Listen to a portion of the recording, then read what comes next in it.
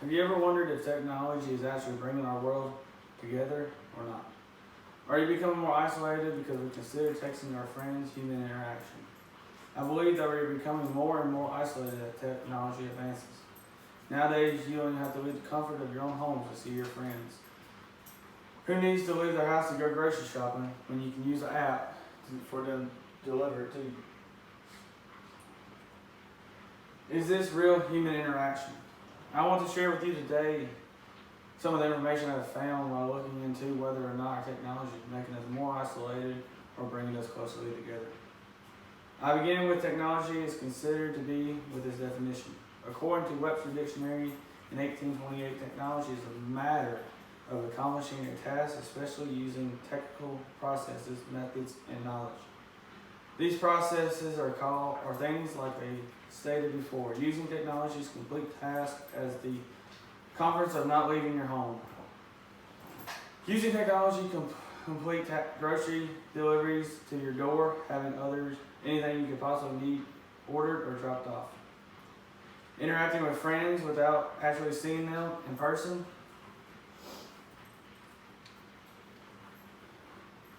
Yet the question is that is actually considered human interaction. Well, I have the answer for you, no. Doing everything from your phone is not considered human interaction. Seeing your friends between the screen is not the same as going out on a lunch date. People spending time on their phones than other people around them. In 2020, dictionary.com, the definition of human interaction is a reciprocal action, effect, or influence. Yet when you are behind a screen, there is no real person influence that there would not be with their in person.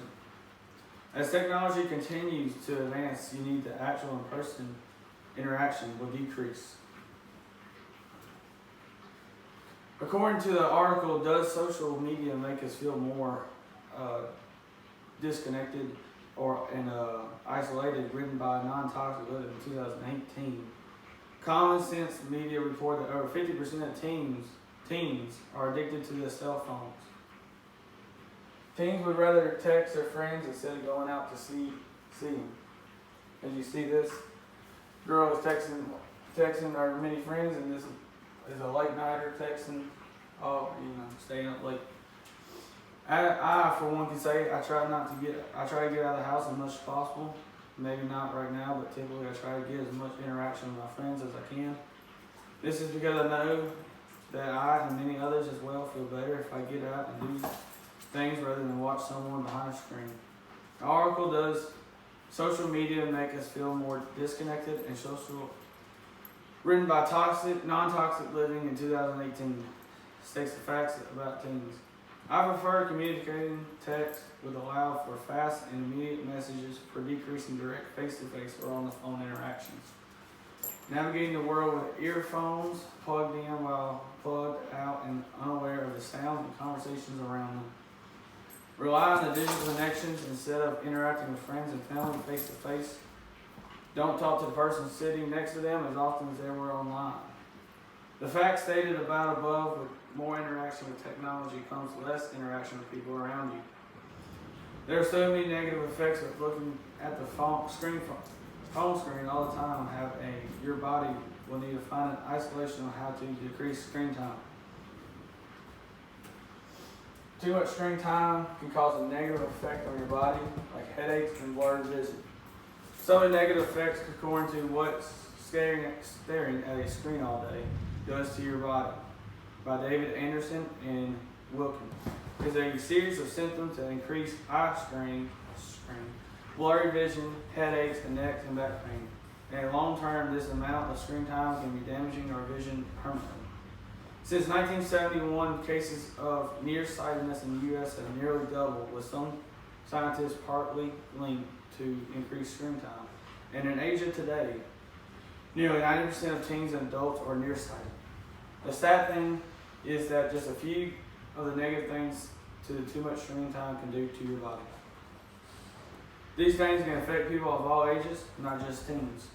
If we don't start getting out instead of relying on technology, our world could turn into an ugly place. If we can begin to make a difference by not relying on technology as much, not all the time, because I can order pizza from a long day and have it brought to the house is nice, but most of the time. If we can teach our young children to interact by not handing them the phone every time they cry, or instead of talking to them and playing with them, showing that you don't have to reply on your cell phones, the children are a good start. People would not know how to do things without technology if one day something appeared to happen, and this is how social would have been. Spend less time with your phone and more time with your family. I believe that if we start to depend less on technology and more on ourselves, that the world to become a better place. Instead of spending an hour on your phone when you wake up, spend that hour doing something else you enjoy with your family. If we begin to make the changes and the technology different, then we have to know the world could change to be better. Use your phones to make plans with your friends and get out to see instead and actually going to do something that's good for you. As I close, I want to think about how much time you spend relying on technology daily. Maybe you should need to spend more time with people and less time behind the screen. The change can happen. It starts with us. I hope I helped open your eyes and showed you a new difference as we change. This is my reference page.